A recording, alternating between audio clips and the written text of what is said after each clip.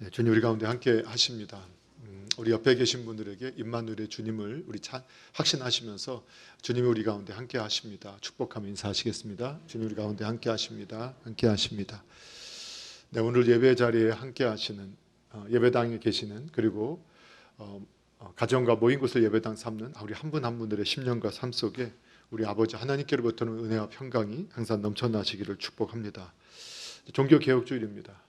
종교개혁은 초대교회로부터 교회가 출발을 했는데 인간이 악하기 때문에 자꾸 말씀에서 본질에서 벗어나게 되어지고 이것이 중세를 거치면서 최악으로 치닫고 있을 때 그때도 성령의 충만과 믿음에 충만한 믿음의 사람들이 일어나서 다시 본질로 믿음으로 성경으로 돌아가자라는 운동을 하게 되었고 그 결과로 오늘날 저와 여러분들이 말씀 중심 그리고 믿음 중심의 이러한 신앙을 회복할 수 있었고 그 안에 신앙생활을 할 수 있게 되었습니다.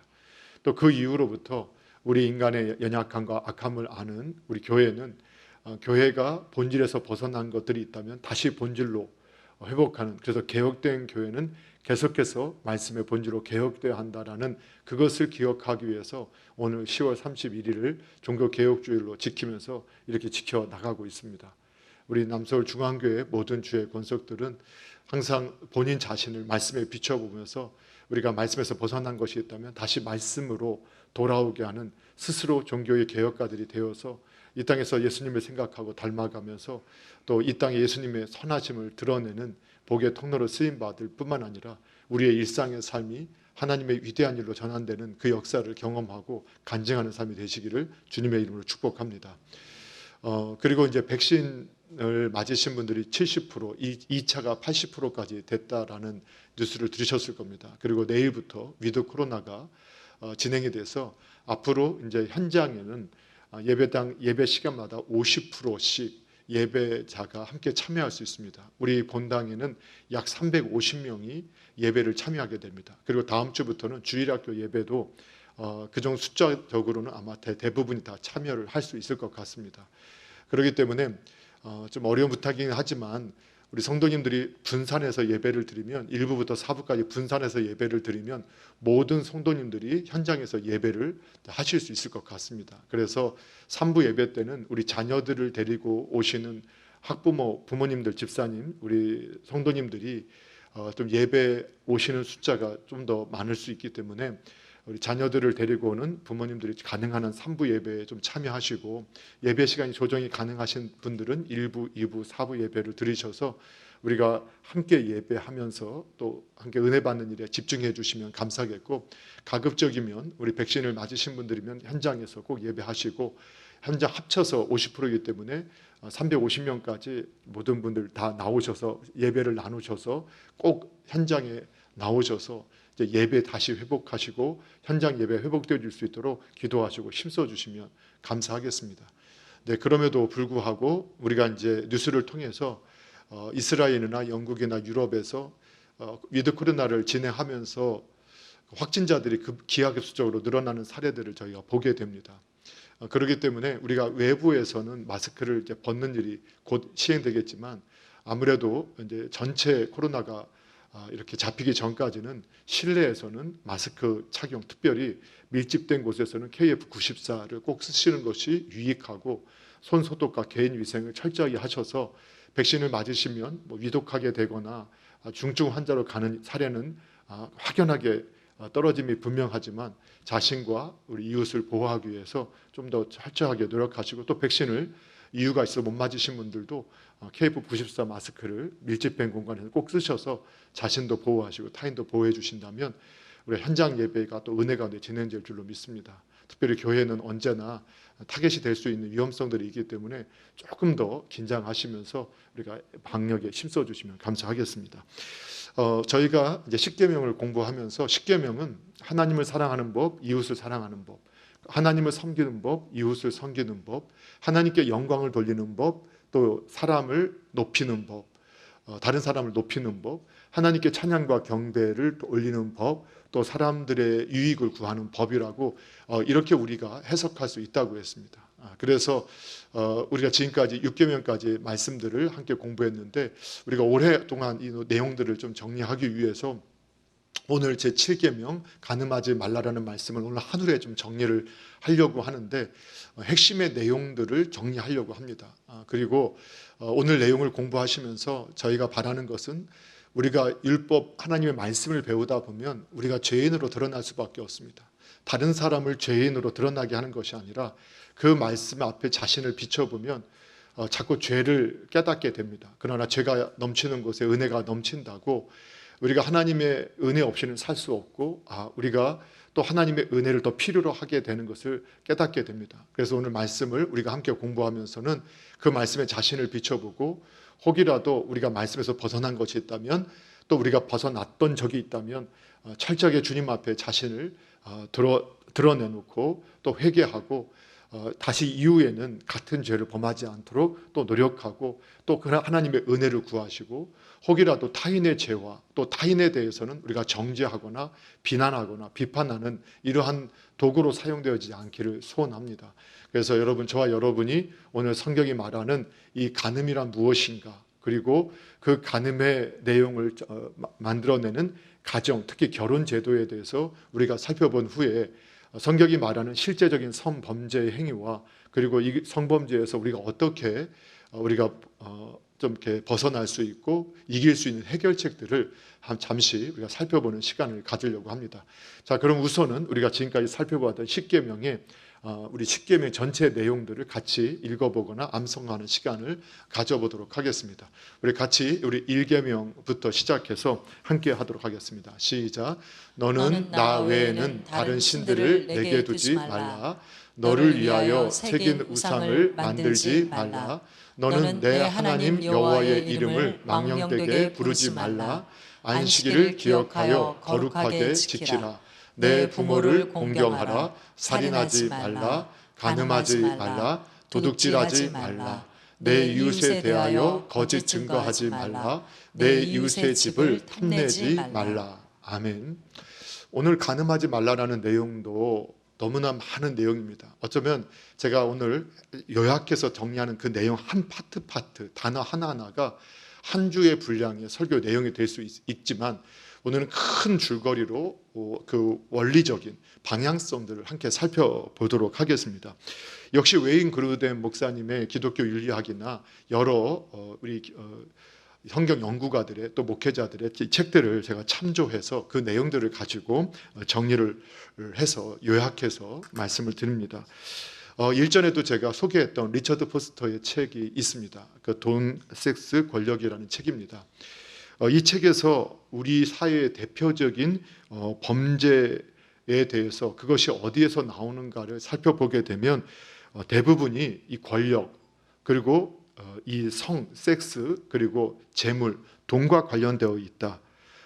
이런 것들이 대부분과 연결되어 있고 크리스천들에게도 이러한 내용, 이러한 것들이 죄악에 빠지게 만들고 타락하게 만드는 아주 중요한 요소들이라는 것들을 이렇게 소개하는 책의 내용들이 있었습니다.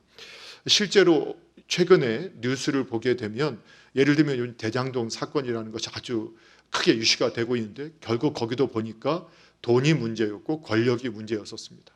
그리고 어떠한 정치인이나 또는 유명인들이 갑자기 문제가 되어서 문제가 되어서 그 명예와 그 가지고 누리고 있던 것을 모든 것을 놓치거나 심지어는 생명까지 끊게 된 사례들을 보게 되면 거기에도 또는 이 돈이나 아니면 권력이나 특히 성범죄들이 그 안에 함께하고 있었던 것을 뉴스를 통해서 저희들이 아주 빈번하게 확인할 수 있게 됩니다.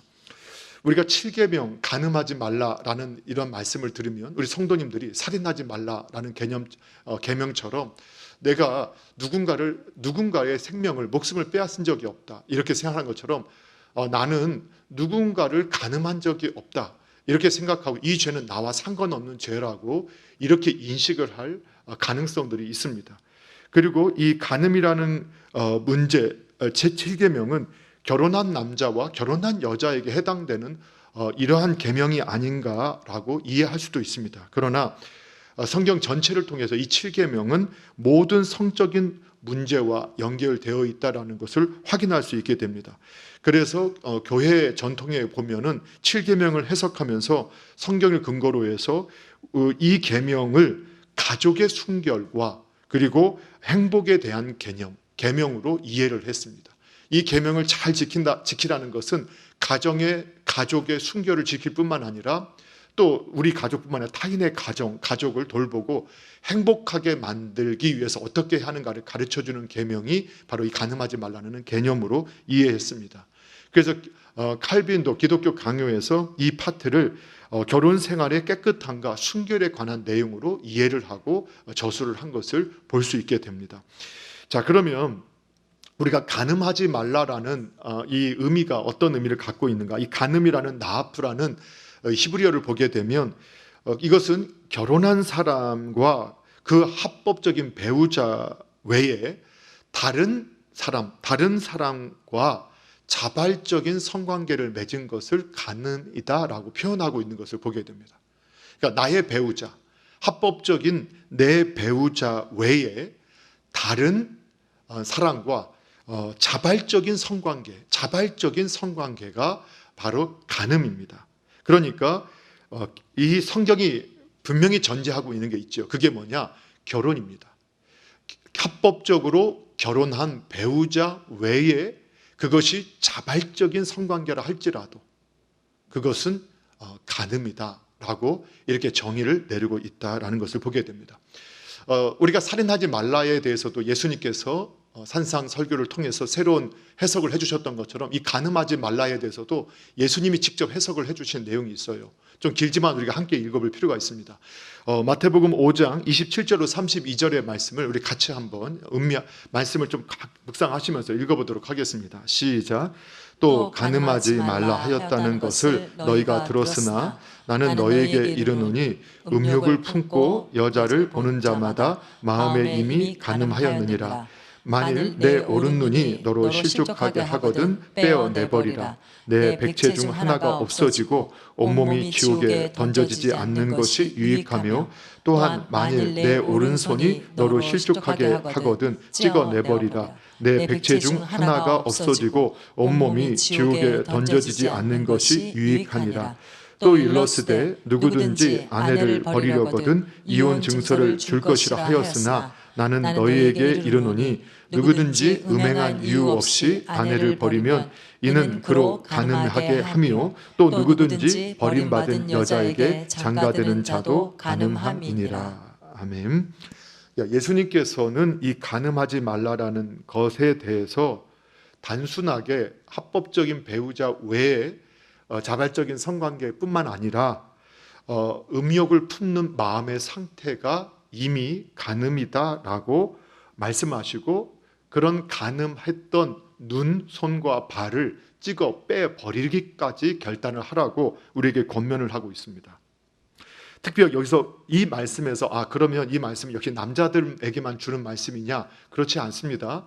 항상 성경은 남성을 대표격으로 쓰기 때문에 이런 말씀을 들을 때 이건 남편에게 하시는 말씀이구나 이렇게 이해하시면 안 되고 여성 성도님들은 나에게도 하시는 말씀이구나. 그래서 이때 간음하지 말라 이럴 때 음욕을 품고 여자를 보는 자마다 할 때 남자를 보는 자마다 이렇게 해석을 하고 이해를 하실 수 있으셔야 합니다. 근데 음욕을 품고 이성을 보는 자마다 마음에 이미 간음했다라는 그 원어의 의미를 살펴보게 하면 크게 두 가지로 해석이 되는데 그 이성을 성적인 욕구를 채우기 위해서 본다는 겁니다. 어떤 이성을 바라보는데 내 성적인 욕구를 채우기 위해서 보는 겁니다. 그것이 실물이든 아니면 그림이든 영상이든 무엇이든지 마찬가지입니다. 또 다른 편으로 본다면 그냥 음욕을 품고 이성을 바라본다. 아니면 음탕한 마음으로 이성을 바라본다. 그것이 바로 이 간음이다라고 예수님께서 친히 말씀하고 있다는 겁니다. 그러니까 이성을 바라보는 것 자체가 간음은 아닙니다. 그러나 그 이성을 성적인 욕망의 대상으로 바라보는 것, 또 그러한 음란한 마음으로 바라보는 것은 간음의 행위라고 예수님께서 말씀하셨습니다. 뿐만 아니라 이혼에 대한 부분도 당시의 문화를 보면 이게 우리 지금의 문화가 아닙니다. 당시에는 남자들의 인권만 있었습니다. 그것도 귀족들, 자유인들만 가지고 있었습니다. 그래서 여자나 아이들은 남편의 아버지의 소유물처럼 여겼고, 약한 자녀는 버리기도 했고, 아내들이 조금 마음에 안 들고 실수하면 얼마든지 버릴 수 있었습니다. 유대인들은 하나님의 말씀을 받은 민족임에도 불구하고 유대인들도 그런 문화 영향 가운데 그런 일들을 수없이 행하고 있었습니다. 그런데도 모세의 율법에 이혼 증서를 써주라는 이 말씀을 가지고 있었기 때문에 이들은 그래도 뭘 하나는 했느냐면 자신이 마음에 안 들면 이혼 증서를 써서 쫓아냈습니다. 그런데 악한 자는 이혼 증서를 쓰지 않고 내어 쫓아버렸습니다. 그러면 그 시대 상황에서 그렇게 쫓겨난 여자는 아주 사람들에게 돌에 맞아 죽을 수도 있었고, 또 생계를 유지할 수 없어서 그냥 그것으로 인해서 인생이 끝장나게 되는 이러한 상황 가운데 내버릴 수 있었습니다. 그런데 그 당시에 유대인 남자들은 실제로 그렇게 행동하고 있었습니다. 그러하는 가운데서 예수님 앞에서 모세가 이렇게 이혼증서 써주라고 하지 않았느냐, 그렇게 이제 말씀하는 이러한 내용들 여러분 아마 들은 기억이 있으실 겁니다. 그래서 예수님께서는 그런 문화 가운데서 오늘 정말 충격적인 말씀을 하고 계시는 겁니다. 지금 남자가 이혼증서, 음행의 이유가 아니면, 음행의 연고, 음행의 이유가 없이 가늠한, 내 배우자가 가늠한 이유 없이 이혼 증서를 써주게 되면 그 가늠이다. 그 참 여성의 지금 말하면 인권, 여성의 인권을 한없이 높여주신 발언이라고도 할 수 있고, 하나님의 원래의 의도를 잘 표현한 것입니다. 그래서 오늘 성경에 보게 되면 이 성이라는 것은 하나님께서 결혼한 부부에게 허락하신 것이고, 음행은 그 자체, 간음 자체가 범죄이고, 그럼에도 불구하고 간음이 아닌 이유로 이혼을 하게 되면 그것도 간음이다 라고 예수님께서 정의 내려주셨다는 것을 우리가 기억할 필요가 있습니다. 그래서 음행이라는 이 성적인 모든 부도덕한 행위를 말하는데, 그것을 본 배우자가 어떻게 견딜 수 있겠습니까? 그것을 본 배우자가 그것을 가지고 요구할 때는 적법하게 이혼을 허락하지만, 그렇다고 성경이 이러한 성적 범죄가 있을 때 반드시 이혼해야 한다라고 하지도 않았습니다. 또 그것을 포용하고 품는 이러한 모습도 바로 호세아서를 통해서 우리에게 보여주고 있습니다. 그럼에도 불구하고 인간이 약하고 악하기 때문에 배우자의 이러한 간음에 대해서, 음행에 대해서는 이렇게 이혼 증서를 통해서 헤어질 수 있다. 그러나 그것이 아닌 이혼은 음행에 해당한다라고 정의하고 있습니다. 자, 그러면 우리 믿음의 조상들의 성경의 말씀을 이렇게 기록되어 있다면, 우리 종교개혁가들은 하이델베르크 문답서를 통해서 어떻게 이 7계명을 이해하고 있었는지를 우리가 배울 수 있게 되는데, 하이델베르크 108문 제7계명에 대해서 우리에게 가르쳐주는 것은 무엇인가, 이 7계명이 우리에게 가르쳐주는 게 무엇인가 라고 질문했을 때 이렇게 대답을 해야 한다라고 말하고 있습니다. 한번 읽어보도록 하겠습니다. 시작. 하나님께서 모든 음란을 정죄하심으로 우리는 진심으로 모든 음란을 미워해야 하고, 거룩한 결혼 생활이나 독신 생활에 있어서 순결하고 절제 있는 생활을 해야 한다는 것입니다. 예, 하나님께서 모든 음란을 정죄하셨습니다. 모든 간음을 악하다고 하셨고 더럽다고 하셨습니다. 그러니까 성도도, 신자도 진심으로 하나님께서 음란을 미워하시는 것처럼 미워해야 하고, 그것을 정죄해야 하고, 또 그것을 정말 더럽게 여길 수 있어야 된다는 겁니다.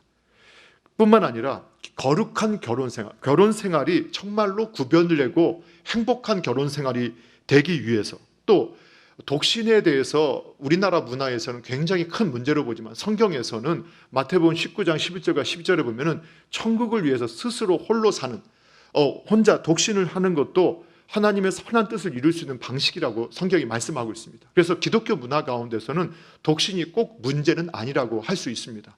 그러나 이 독신 생활이든 결혼 생활이든 순결하고 또 절제 있는 생활을 해야 한다라고 우리에게 가르쳐주고 있습니다. 그런데 이 순결하고 절제 있는 생활을 조금 더 확장해서 109문에서 이 계명에서 하나님께서는 간음과 이와 유사한 부끄러운 죄만을 금하십니까? 라고 질문을 하게 될 때 이렇게 대답을 합니다. 같이 한번 읽어봅니다. 시작. 우리의 몸과 영혼이 성령의 전이기 때문에 우리가 우리 자신을 순결하고 거룩하게 지키는 것이 바로 하나님의 뜻입니다. 그러므로 하나님께서는 모든 음란한 행위, 몸짓, 말, 생각, 욕망과 우리를 음란에 빠지게 하는 것은 무엇이든지 다 금하십니다. 예. 그러니까 우리의 그 몸이, 영혼이 이미 하나님의 성령의 전으로서 드려졌기 때문에 자신을 순결하고 거룩하게 지켜야 되는데, 단지 성관계를 안 맺었으면 됐다. 당시 유대인들이 그랬다고 합니다. 간음하지 말라 했기 때문에 성관계만 맺지 않으면 어떤 행동을 해도 괜찮다. 그래서 거기서 이상한 성행위들이 나타나게 되고 추행들이 나타나게 되고, 그러면서도 나는 떳떳하고 깨끗하다라고 인식하는 모습들이 있었다고 합니다. 그런데 하나님께서는 그러한 모든 행위들, 그리고 몸짓, 말, 생각, 욕망까지도 음란에 빠지게 하는 모든 것들을 금하셨다. 그렇게 성도는 이해한다라고 가르쳐 주셨습니다. 자, 이것이 바로 우리가 이해할 간음에 대한 이해라고 우리에게 가르쳐 주고 있습니다. 사랑하는 성도 여러분, 저와 여러분이 오늘 주님이 가르쳐 주신 대로 정말 그 마음의 생각에서라도 우리가 이런 음욕의 마음이나 간음의 마음이 틈탈 때 눈을 빼고 손을 자르고 발을 자르는 이런 결단을 통해서 이 죄를 이기고 정말로 그리스도의 거룩한 성품을 닮아가면서 그 주님의 선한 뜻들을 이 땅에 드러낼 수 있는 복의 통로로만 쓰임받게 되기를 주님의 이름으로 축복합니다. 자, 그러기 위해서 우리가 좀 더 이해하기 위해서 이 성이라는 것은 부부관계, 결혼관계에서만 허용되는 것이라는 전제를 성경이 하고 있기 때문에 우리는 결혼이 무엇인가에 대해서도 분명히 좀 이해를 해야 합니다. 자, 결혼이란 무엇인가? 이 결혼의 정의를 여러분 잘 알고 계실 텐데, 이것은 한 남자와 한 여자가 남편과 아내로서 합법적으로 결합을 하고 또 하나가 되는, 연합하는 그런 행위를 결혼이라고 우리는 정의를 내립니다. 한 남자와 한 여자가 남편과 아내로서 하나가 되는 과정, 이것을 결혼이라고 표현합니다. 21세기 이전에는 동성 결혼이라는 것이 존재하지도 않았고 사람들이 그것조차를 생각해 보지 못했습니다.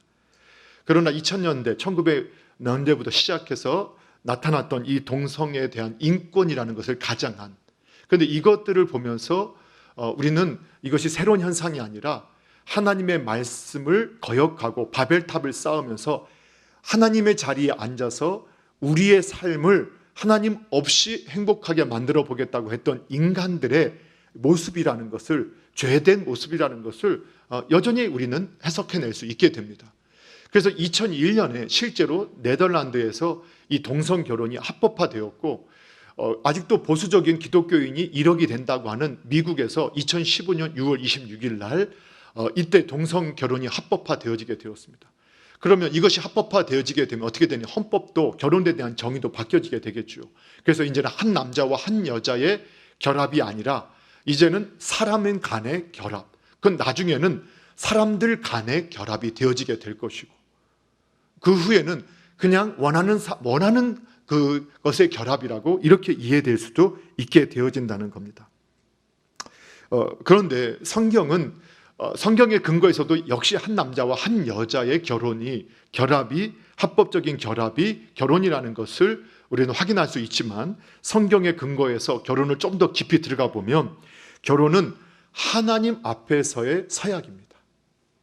하나님을 증인으로 모시고 하는 서약입니다. 그래서 한 남자와 한 여자가 하나님을 증인으로 해서 일생을 함께 하겠다라고 약속하는 것이 결혼이라는 겁니다.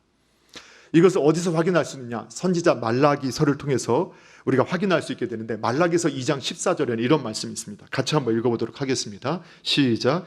너희는 이르기를 어찌 됨이니까 하는도다. 이는 너와 내가 어려서 맞이한 아내 사이에 여호와께서 증인이 되시기 때문이라. 그는 내 짝이요 너와 사약한 아내로되 내가 그에게 거짓을 행하였도다. 아멘.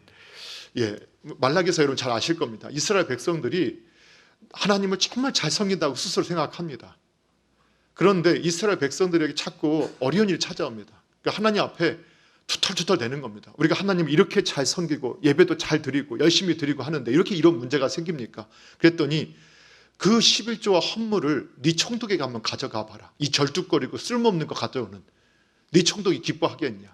그 안식일을 그렇게 함부로 하고, 그 다음에 네 어렸을 때 얻은 배우자를 거짓되게 행하게 해서 상처 주고 결국 버리게 되는 이런 일들, 이것 때문에 너희들이 말로는, 종교적인 의식의 행위로는 하나님을 잘 섬긴다고 스스로 너의 만족에 빠져 있지만 너희는 나를 섬기지 않아.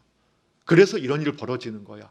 그 가운데 하나가 바로 이 배우자, 그 말씀 가운데 하나님을 증인으로 세워서 맺어진 이 부부 관계를 깨트리는 것. 그래서 이제 결혼은 뭐냐? 하나님을 증인으로 세운 언약, 약속입니다.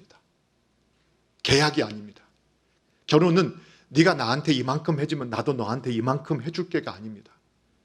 하나님을 증인으로 해서 당신이 어떻게 하든지 간에 당신도 그렇게 하기를 원하지만 내가 하나님 앞에서 하나님이 나에게 허락한 배우자임을 나는 믿고 당신을 더 사랑하고 당신을 위해 헌신하겠다라고 약속하는 겁니다.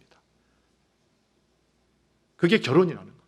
그래서 배우자가 그가 하든 안 하든 나는 계속 사랑하는 겁니다. 사랑은 감정적으로 좋아하는 게 아니라 그 사랑 오래 참고 예의를 지켜주고 항상 온유한 태도를 취하고 끝까지 기다려주고 이러한 모습을 계속 갖다는 거예요. 그리고 사랑은 사랑하니까 이것도 못해줘? 사랑한다고 했으면 그것도 못해? 이 말은 이미 사랑을 내 이익의 수단으로 삼는 이기적인 것이기 때문에 그거는 잘못된 것이죠. 그 사랑하기 때문에 결혼한다는 것은 내가 사랑하기 때문에 당신의 필요한 부분을 채우겠다라는 헌신의 약속이 그 안에 있게 됩니다. 그래서 이 결혼은 계약이 아니라 언약입니다. 그래서 결혼식 할 때 우리는 이 성경 모델을 통해서, 성경을 통해서 서양의 결혼식은 신랑이 먼저 아담이 먼저 창조된 것처럼 먼저 걸어 나오고, 아버지가 하나님이 신부를 하와를 데려다 준 것처럼 그 아내를 데려다 주게 되고, 그리고 목회자 앞에서 이 결혼식을 거행하는 것은 바로 하나님을 대신한 하나님을 증인으로 세워서 이 예식을 거행한다 라는 것을 보여주는 것입니다. 그래서 하나님 앞에서 결혼하는 것이고 하나님을 증인으로 세운 것이 바로 결혼이라는 것을 그리스도인들은 확신을 가져야 합니다. 그래서 이 결혼은 어떻게 되느냐? 결혼을 통해서 우리는 하나님 앞에서와 이 사회에서 그 신분이 변화되게 되는 것을 경험하게 됩니다.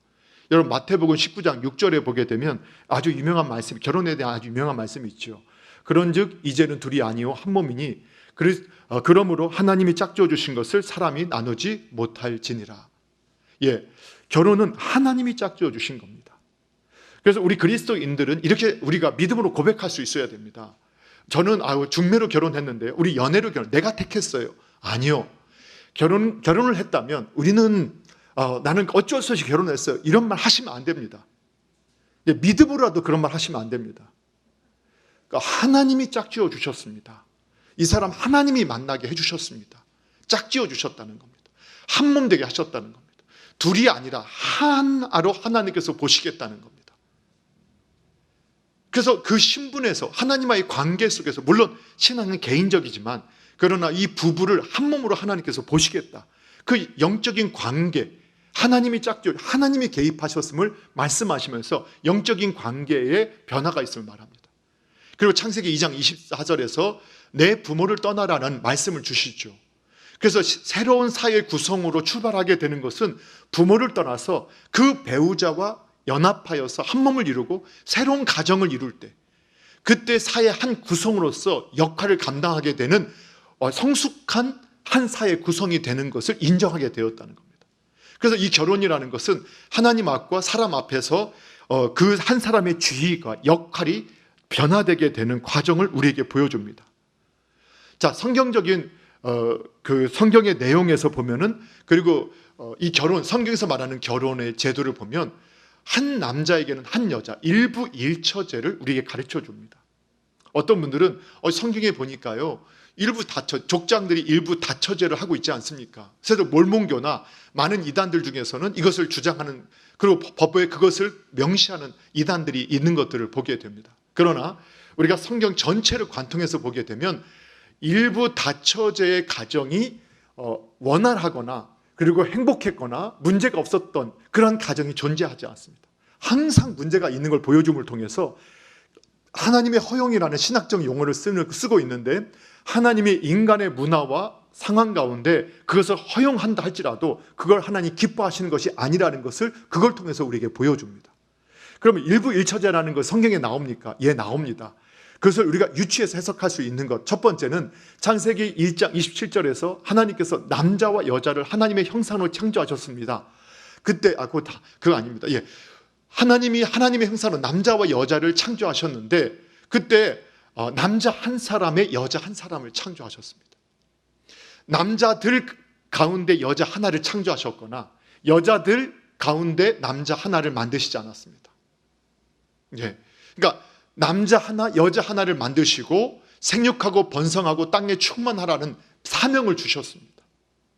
그것이 한 남자와 한 여자의 결합을 통해서 하나님은 그 시작점에 그 한 남자와 한 여자로 이루어진 가정이 하나님의 사명을 이루기에 조금도 부족함이 없는 완전한 가정이라는 걸 인정하셨고, 하나님은 창세기 1장에서 반복하면서 그것을 보기에 좋았다, 아름다웠다고 표현하셨습니다. 그러니까 일부 일처제입니다. 뿐만 아니라 고린도전서 7장에 보게 되면 7장 2절에서 하나님 나라를 위해서 스스로 독신을 택하는 것도 좋은 일이지만 하나님께서 우리에게 생육하고 번성하고 땅에 충만하기 위해서 인간의 마음속에, 인간의 욕구 속에 성욕이라는 것을 하나님께서 창조해 주셨습니다. 그 성욕이 있는 것이 정상이라는 겁니다. 그 성욕을 통해서 부부가 또 연모하게 되고, 또 부부가 결혼을 해서 생육하고 번성하면서 하나님의 사명을 이룰 수 있게 됩니다. 그런데 우리가 스스로 하나님을 위해서 홀로 살기를 결심했는데, 그러나 그 성욕을 이기지 못한다면, 그 정욕을 이기지 못한다면 차라리 결혼하는 것이 낫다라고, 그래서 고린도전서 7장 2절에 보게 되면 남자마다 자기 아내를 두고 여자마다 자기 남편을 두라. 이 시대가 일부 다처제가 있었던 시대였습니다. 그러나 하나님은 이 계시를 바울을 통해서 기록하게 하시면서 이때 아내나 남편을 수식하는 말, 자신의 아내 그리고 자신의 남편, 이 모두를 단수로 사용하고 있습니다. 그러니까 한 남편에게는 한 여자, 아내가, 한 아내에게는 한 남편이 있어야 한다는 것을 분명히 하고 있습니다. 그래서 하나님은 우리를 창조하실 때부터 한 남자와 한 여자가 결혼을 통해서 하나님의 사명을 이루도록 우리들에게 허락해 주셨다, 결혼을 허락해 주셨다는 것을 확인할 수 있게 됩니다. 그래서 일부 일처제를 어기는 것은 바로 간음에 해당하다고 우리가 해석할 수 있게 됩니다. 또 여기서 우리가 또 한 가지를 해석할 수 있는 것이 있어요. 그게 뭐냐면, 우리가 세상에서 결혼은 상대방의 매력에 이끌리고 또는 자기의 무엇인가를 채우기 위해서 결혼을 하는 것이라면, 성경은 결혼이 무엇이냐? 하나님의 사명을 이루기 위해서 하는 것이라고 말씀하고 있어요. 그러니까 하나님의 뜻에 의해서 생육하고 번성하고 땅에 충만할 뿐만 아니라 만물을 다스리면서 하나님의 뜻, 하나님의 그 의도, 하나님의 사명을 이루기 위한 방편으로 하나님께서 가정을 허락해 주셨다는 거예요. 그래서 결혼을 왜 해야 됩니까? 크리스천들이 왜 해야 됩니까? 매력에 이끌려서 그 사람을 통해서 어떤 유익을 얻으려고가 아니라 하나님의 사명을 이루기 위해서 결혼해야 하는 것입니다. 이걸 이제 성경이 우리 결혼의 제도에서 말씀하고 있습니다. 그래서 이 결혼 제도 안에서 이미 하나님께서 이미 결혼을 통해서만, 부부 관계에서만 이 성을 허락하셨기 때문에 이미 이 일부 일처제, 한 남자와 한 여자의 결합으로 가정이 이루어질 때 거기에는 어떤 약속이, 하나님 앞에서 언약에는 어떤 약속이 포함되고 있느냐? 순결과 헌신의 약속이 그 안에 포함되어 있습니다. 순결과 헌신의 약속. 그러니까 일생 동안 나는 내 아내와 내 남편 외에는 다른 사람과의 모든 어떠한 성적인 관계, 어떤 마음으로도 음욕을 품지 않겠다라는 순결의 사약이 거기에 내포되어져 있는 겁니다. 그리고 나는 내 배우자를 위해서 헌신하겠다라는 그 헌신의 사약이 그 안에 내포되어져 있는 겁니다. 이러한 것을 보게 될 때 믿음의 성도의 가정은 어때야 되느냐? 시간이 갈수록 행복과 기쁨이 넘쳐야 됩니다. 물론 아멘 안 하셔도 괜찮습니다. 근데 믿음의 가정은 시간이 가면 갈수록 어떻게 돼야 되냐? 행복과 기쁨이 넘쳐야 됩니다. 왜 그러느냐? 에덴 동산이라는 의미, 첫 번째 가정 에덴 동산의 의미가 뭐라겠어요? 행복의 울타리, 기쁨의 울타리. 그러니까 남편과 아내가 단독적으로, 그래서 성경은 항상 하나님의 거룩한 말씀을 가지고 상대방을 공격하게 사용하기 시작하면 이미 그분은 마귀에게 잡힌 거나 마찬가지입니다. 그래서 우리가 아내에게 해당하는 말씀을 남편이 붙잡고 아내를 공격한다면 이미 그분은 하나님의 방식이 아닌 마귀의 방식을 쫓고 있는 것이고, 또 아내가 남편에게 주는 말씀을 붙잡고 남편을 공격하기 위해서 말씀을 사용한다면 그분은 하나님의 말씀을 가지고 마귀의 행위를 하고 있는 것이라고 이해를 하시면 됩니다.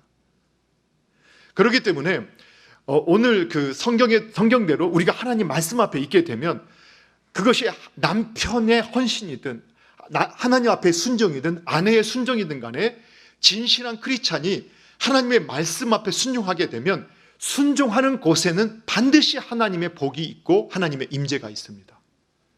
그래서 그 가정이 변화되기 시작하고 바뀌어지게 됩니다. 그래서 시간이 갈수록 어떻게 되느냐? 예수 믿는 분들의 가정은 더 행복하고 기쁨이 넘쳐야 합니다. 또 그걸 꿈꾸셔야 합니다. 왜? 우리의 신앙이 처음에 출생했지만 미성숙해서 우리가 아직 죄의 본성을 벗어나지 못했지만 시간이 가면 갈수록 그 위대한 믿음으로써 예수님의 형상을, 우리의 생각을 닮아가니까 시간이 갈수록 내가 예수님을 닮아가면 그것이 어디로 가장 먼저 나타나느냐? 가정에서 먼저 나타나게 됩니다. 남편을 대하는 태도에서, 아내를 대하는 태도에서, 부모님을 대하는 태도에서, 자녀를 대하는 태도에서. 그래서 성도의 가정은 행복과 기쁨의 울타리. 그 울타리라는 게 뭡니까? 하나님의 말씀이 울타리요, 하나님의 뜻이 울타리가 되는 겁니다. 우리가 하나님의 뜻에 순종해 갈 때 그렇게 되어질 줄로 믿으시기 바랍니다. 그래서 여기에는 순결의 헌신, 순결과 헌신의 약속이 내포되어 있는데, 그래서 이 결혼 안에서 순결함, 이 성적인 나눔은 아주 선한 것이라는 것을 알 수 있게 됩니다. 우리는 이 성적인 욕구, 성적인 친밀함에 대해서 많은 성도님들이나 교회가 성이라는 것을, 성적인 욕구를 더러운 것이나 죄책감으로 이해를 하고 있는 것을 보게 되는데 그렇지 않습니다. 생육하고 번성하게 하시기 위해서 인간의 욕구 속에 성욕이라는 것을 창조해 주신 분이 하나님이십니다. 오히려 성적인 욕구가 없다면 그것이 더 이상할 수 있습니다. 그래서 성적인 욕구는 내 배우자, 결혼 안에서의 성적인 욕구라는 것은 너무 자연스러운 것이고, 그것은 하나님이 선하게 아름답게 창조하신 것이라는 사실을 우리들은 확신해야 됩니다.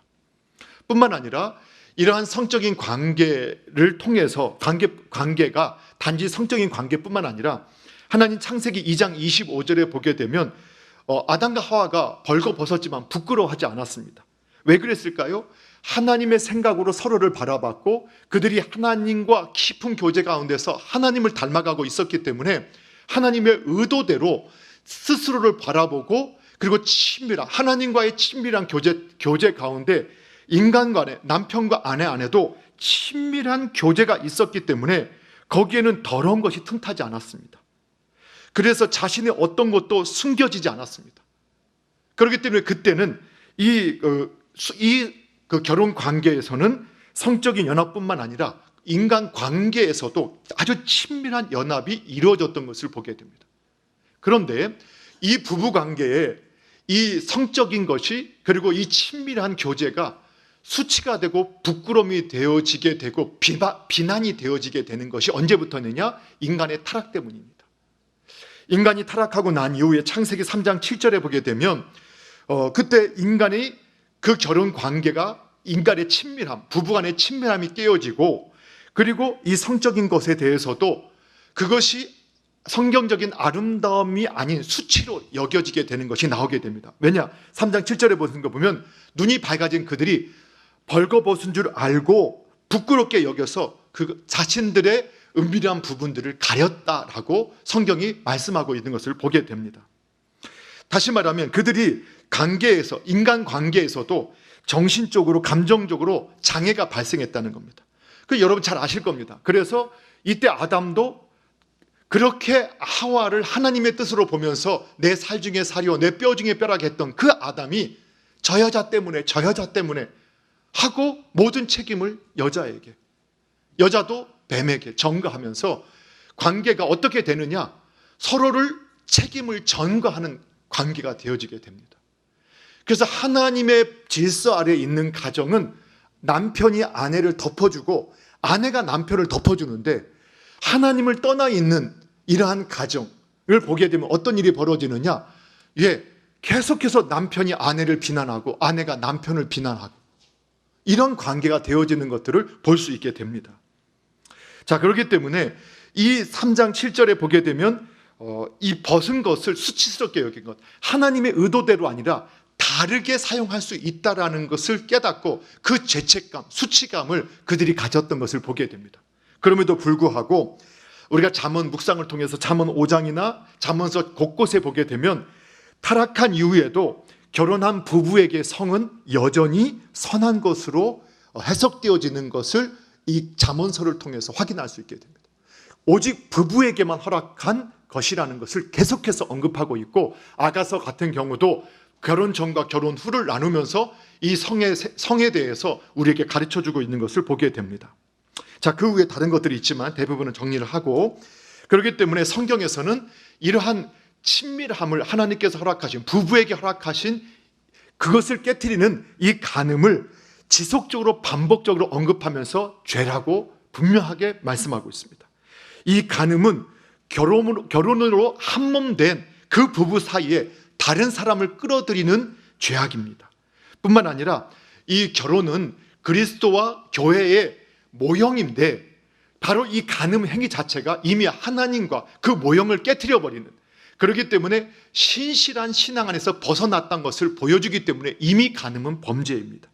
뿐만 아니라 결혼 관계 내에서 아내와 남편이, 부부가, 배우자 간에 서로 가져야 할 신뢰를 깨트리기 때문에 역시 범죄이고, 뿐만 아니라 이러한 간음을 통해서 사생아의 출생이나 낙태의 위험성들 이후에 연속적인 범죄가 이어질 수 있기 때문에 간음은 범죄입니다.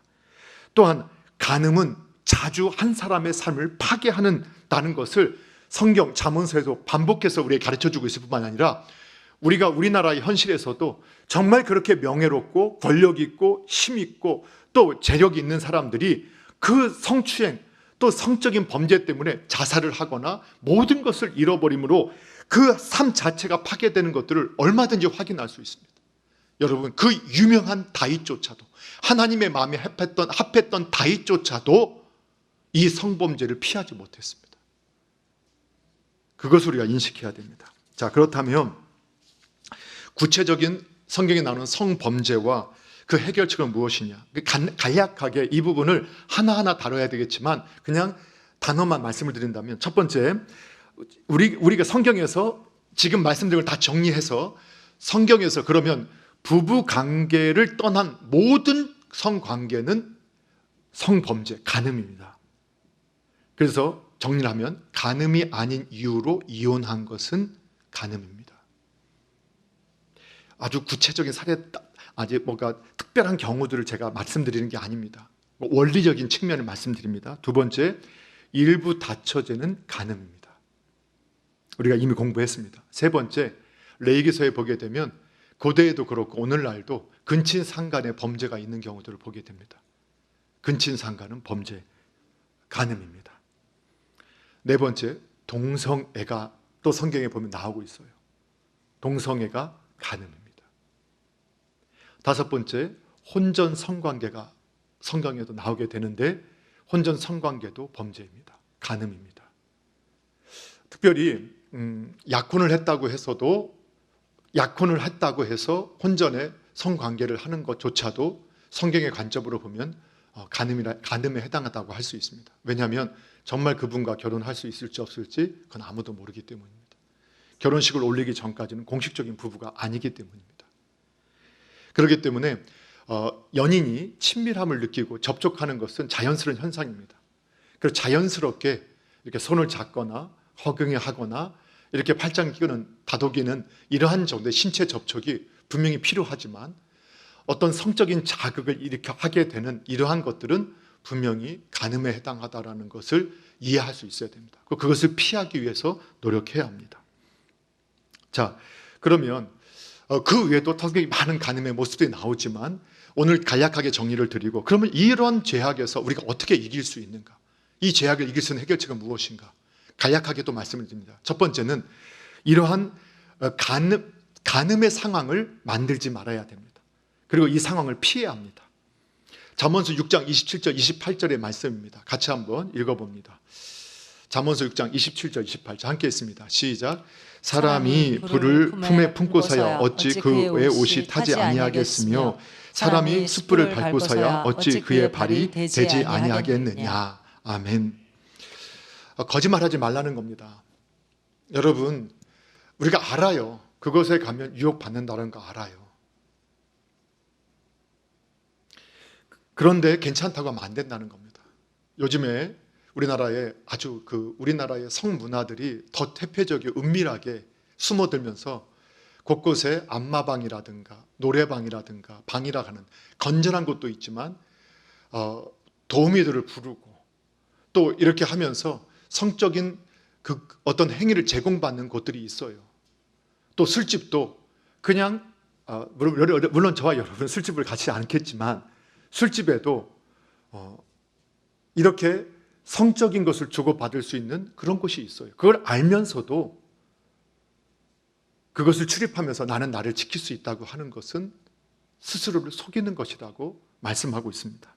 유혹의 환경을 스스로 만들지도 말아야 할 뿐만 아니라 또 그런 것을 가서도 안 되는 것입니다. 보디발의 아내의 유혹을 받았던 요셉, 여러분 아주 잘 알고 계시죠. 보디발의 아내, 명문 가문의 또 장군의 귀족의 여인이었기 때문에 얼마나 자기를 잘 가꿨겠습니까? 얼마나 아름다웠겠습니까? 그 유혹을 피하기 위해서 요셉은 옷을 벗어 던지고 도망가는 일을 택했습니다. 우리가 그런 환경을 만들지 말아야 하고 그 환경에서 도망치는 방법을 우리는 선택해야 합니다. 특별히 눈으로, 손으로, 발로 범죄하지 않도록 특별히 외설적인 문학이라고 하는 문학을 빙자한 연극, 예술을 빙자한 연극이나 영화, 이런 사진들, 이런 보는 것, 듣는 것이 그렇게까지 영향을 미칩니까? 하면서 거짓말하는 이 세상의 속임에 속지 마십시오. 왜 저와 여러분이 우리 아이들에게 유튜브를 보여주면서 제한 모드를 보여주고 키즈 모드를 굳이 해서 보여주게 됩니까? 그 보는 것이 얼마나 악영향을 미친다는 것을 알기 때문입니다. 보고 듣는 것. 그래서 우리가 괴벨스의 이론에서도 거짓말을 계속하면 사람들이 나중에 믿게 된다. 오히려 더 강하게 주장하면 저렇게까지 말하는 건 정말 뭔가 있는 거 아니야? 하고 믿는다. 이 괴벨스의 이론처럼 거짓말도 반복하면. 그래서 예전에 여러분 우리 초등학교 애들한테 가구가 아닌 것 했더니 침대에 동그라미 쳤다. 그게 왜 그랬느냐 봤더니 광고에서 침대는 가구가 아닙니다. 과학입니다. 그걸 계속 들었던 우리 아이들이 답을 쓰는데 가구에다가 동그라미 가구가 아니다. 가구가 아니다. 침대는 가구가 아니다. 이렇게 동그라미 쳤다라는 이 말을 실제 있었던 일로 여러분 아시지 않습니까? 웃을 일이 아닙니다. 그렇게 하셔야 됩니다. 그럼 여기서 우리가 또 한 가지 또 짚고 넘어갈 것이 있는데 바로 우리의 옷차림입니다. 옷을 입는 문제에 대해서 오늘날 많은 일간의 주장들에 대해서는 개인의 자유 아니냐. 그걸 가지고 왜 너희가 이래라 저래라 하느냐. 이건 인간의 자유를 침해하는 것이 아니냐. 예, 그럴 수 있습니다. 그러나 성도가, 신자가 노출이 심한 옷들을 입거나 아주 짧은 옷들을 입거나 또 요즘에 보니까 제가 여름에 보니까 레깅스가 한참 유행이었죠. 그 레깅스를 옛날에는 속에서 입는 거 아니었어요. 그런데 앞에 가면 그냥 막 죄송해요. 그냥 그 엉덩이가 반짝반짝반짝 빛나면서 왔다 갔다 하는 걸 보면 목사님 왜 그런 걸 또 음란하게 쳐다봅니까? 이렇게 말하지 마십시오. 그냥 그게 보여지게 됩니다. 그러면서 그거 보는 게 네가 잘못이다라고 한다면 그럴 수 있겠죠. 그러나 여러분, 이게 문화를 통해서 우리의 죄의식을 약화시키는 영적인 사탄의 전략이 있다는 것도 무시해서는 안 됩니다.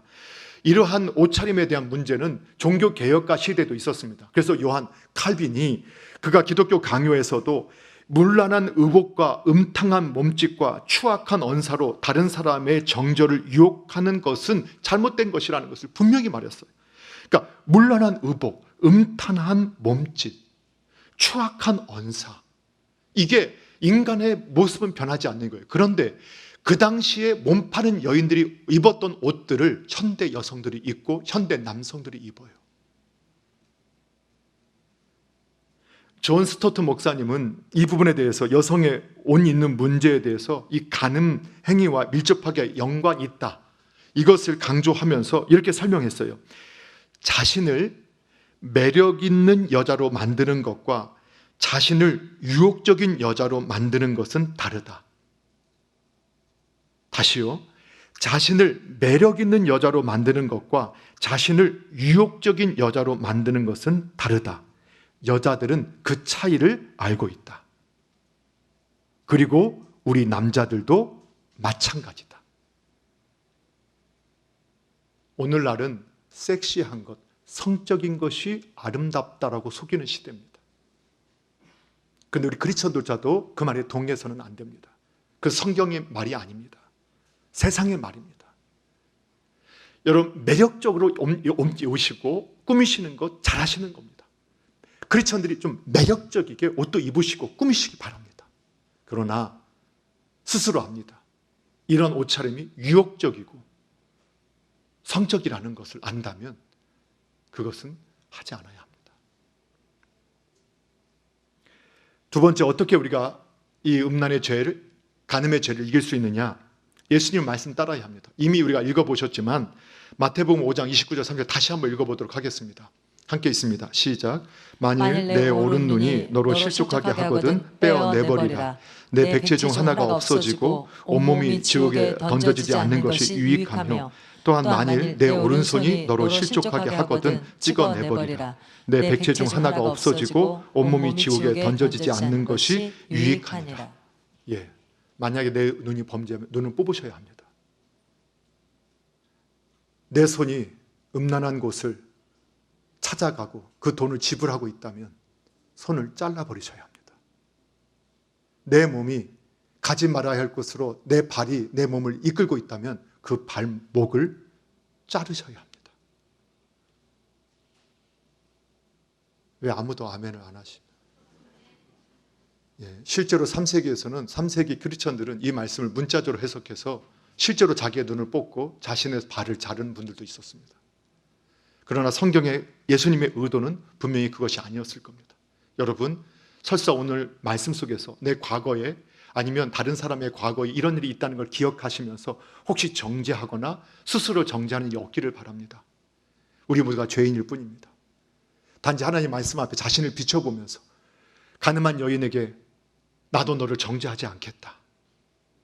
그러나 다시는 그 죄를 범하지 마라 하셨던 것처럼 우리가 천국 가고 구원받는 것은 예수 그리스도를 믿음을 통해서지 이 행위를 통해서가 아님은 분명합니다.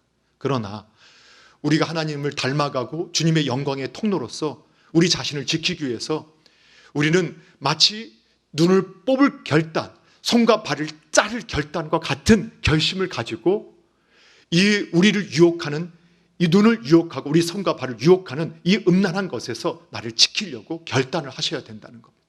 그 정도 단호한 결단을 하지 않으면 여러분 다윗도 넘어갔다는 것 잊지 마셔야 됩니다.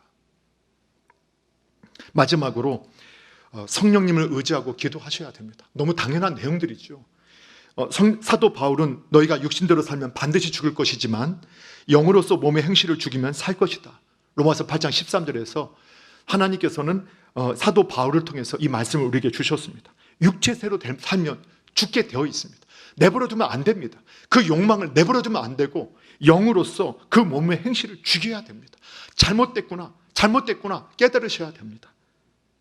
만약에 사랑하는 성도 여러분, 우리들이 기도할 때 누군가를 살인했던 것을 회개한 적이 없다면, 내가 누군가를 간음한 것을 회개하지 않았다면 어쩌면 저와 여러분이 그 말씀을 지키기 위해서 갈등하지 않았다는 증거가 될 수 있습니다.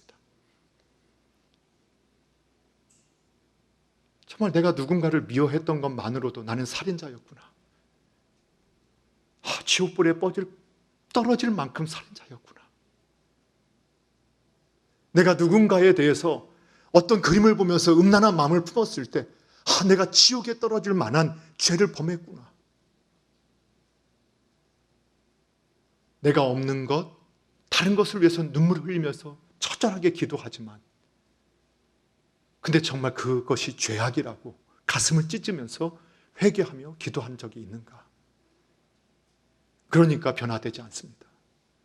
그러니까 천만 그리스도인이 있어도 여전히 이 땅에 음란함과 더러운 것들이 넘쳐나게 됩니다. 오늘 저와 여러분이 다시 한번 말씀 앞에서 우리가 몸부림치면서 예수님을 닮아감으로, 위대한 믿음은 다른 데 있는 것이 아니라 예수님의 생각으로 생각하고 예수님을 닮아갈 때 그분이 정말 우리의 삶에서 우리의 삶을 위대한 일로 바꿔 가시는 것을 우리가 경험하게 될 겁니다. 기도함으로써 성령님의